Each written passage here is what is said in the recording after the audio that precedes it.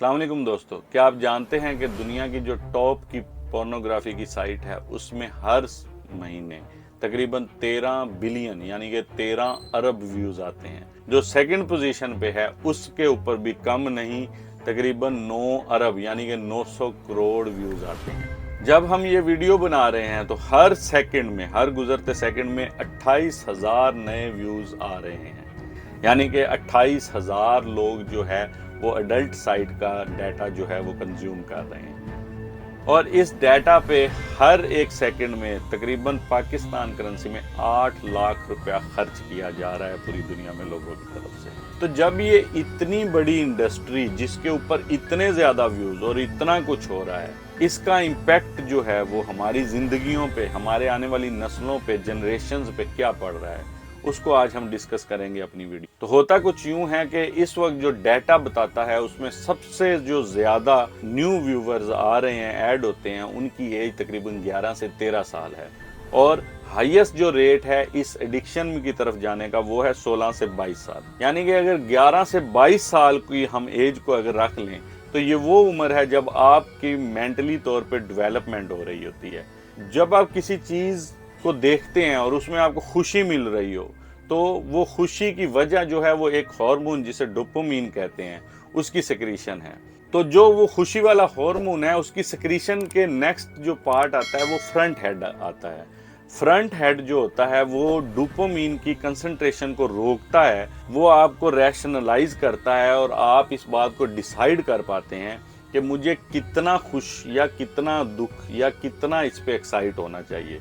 लेकिन जब आपकी एज 11 से 22 साल होती है तो आपकी जो, जिसे हम मैच्योरिटी कह रहे हैं, यानी कि माइंड की डेवलपमेंट, जो फ्रंट हेड है वो इतना ज़्यादा स्ट्रॉन्ग नहीं होता, वो इतना ज़्यादा रैशनल नहीं होता कि वो आपके डोपामिन की कंसंट्रेशन को उसके मुताबिक एडजस्ट कर सके।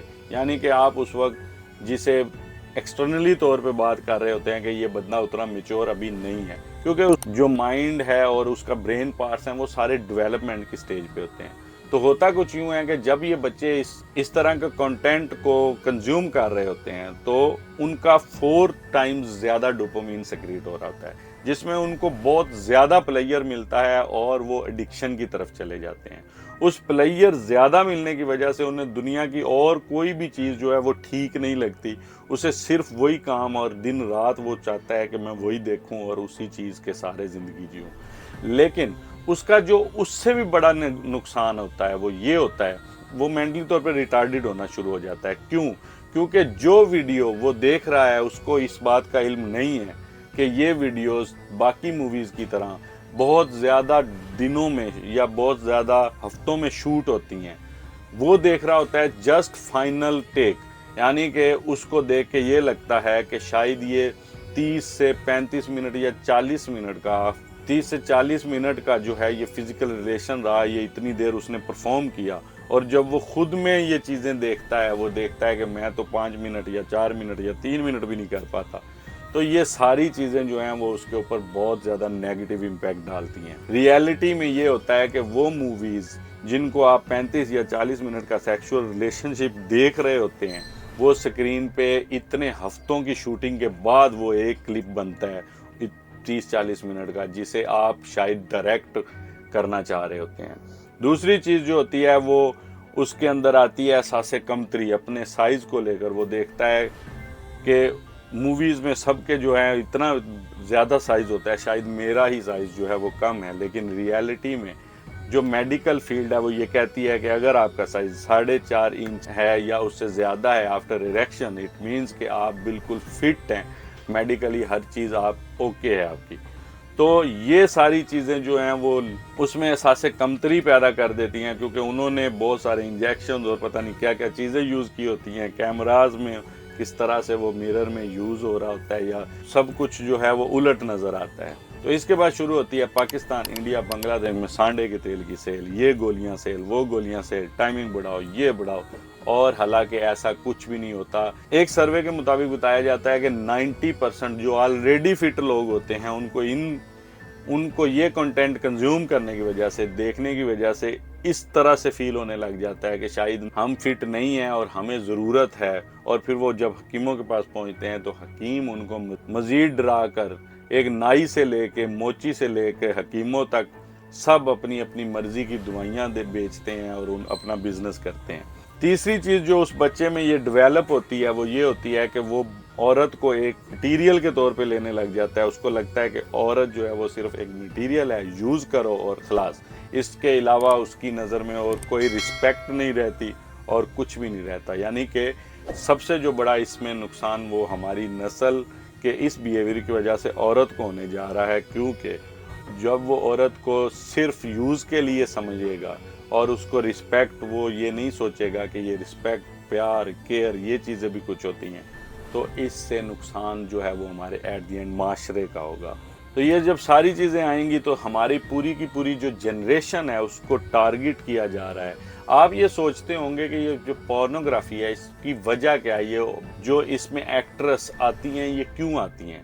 सबसे बड़ी वजह यह है कि एक तो इसकी मोनेटाइजेशन बहुत ज़्यादा है, यानी कि इसको व्यूवरशिप इतनी ज़्यादा है तो इसमें पैसा जो है वो बहुत ज़्यादा मिल रहा होता है। जब वो अपने हालात बदलने के लिए दिनों में इतना ज़्यादा पैसा कमाना चाहती हैं तो वो इसकी तरफ चली जाती हैं और उनको बहुत ज़्यादा पैसा मिलने की बात होती है। और रिपोर्ट के मुताबिक ये भी बताया जाता है तकरीबन 30% जो हैं वो अपनी मर्ज़ी से नहीं आते। उनको किसी ना किसी जगह पे उन लड़कियों को art, body art, paint art और मैगज़ीन शूट के बहाने बुलाया जाता है।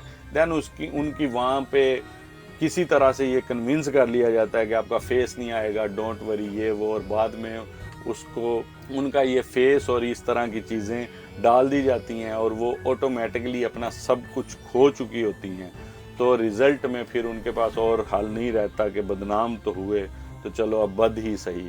तो सब चीज़ें चलती रहती हैं और इस चीज़ के ऊपर तकरीबन 2020, 21 और 22 में कुछ केसेस भी आए। कुछ मॉडल्स ने, कुछ एक्ट्रेस ने इसके ऊपर केस भी लड़ा कि ये हमारे साथ विदाउट हमारी कंसेंट के ये वीडियोस हमारी जो है की गई हैं। तीसरा जो मेन इशू आता है वो आता है किडनैपिंग, यानी कि जो ह्यूमन ट्रैफिकिंग है उसको बाकायदा बच्चियों को किडनैप किया जाता है, उनको उस जगह पे ब्रॉटअप दिया जाता है ले जाके, और ये सारा कुछ एंड पे उनसे काम ये वाला लिया जाता है। एक और जो सबसे इस वक्त बड़ी मसला आता है, आपको याद होगा कि कसूर में एक वाक़या हुआ था कि 428 बच्चों की वीडियोस, वो लोग जो हैं वो बच्चों की वीडियोस बना लेते थे और देन उनके माँ बाप को भी धमकाते थे कि हम ये वीडियो लीक कर देंगे, आप हमें पैसे दें, और वो ब्लैकमेल करके पैसे भी लेते रहते थे। और उस तरह से भी ऐसा होता है कि वो कंटेंट भी डार्क वेब पे सेल कर दिया जाता है और डार्क वेब से देन वो आउट होता है किसी और साइट पे। तो कुछ लोग जो हैं वो उस तरह की भी फैंटसीज़ रखते हैं जो मेंटली तौर पे इतने ज़्यादा कंटेंट देख कर बिल्कुल ख़त्म हो चुके होते हैं, रिटार्डेड मेंटली तौर पे हो चुके होते हैं, तो वो इस तरह के रिजल्ट्स होते हैं। तो ये जो सारी इंडस्ट्री है जिसको इस वक्त कोई भी नहीं रोकना चाहता, बेशक ये सीक्रेटली अमल करती है लेकिन कहीं करती है। आप मीडिया पे सनी लियोन को देखते हैं, मियां खलीफा को देखते हैं, उनके इंटरव्यूज़ लेते हैं, तो क्या आप दुनिया में कोई ऐसा रूल, कुछ ऐसा क्यों नहीं बनाना चाहते कि ये इंडस्ट्री कहीं पे एग्जिस्ट ही ना करे?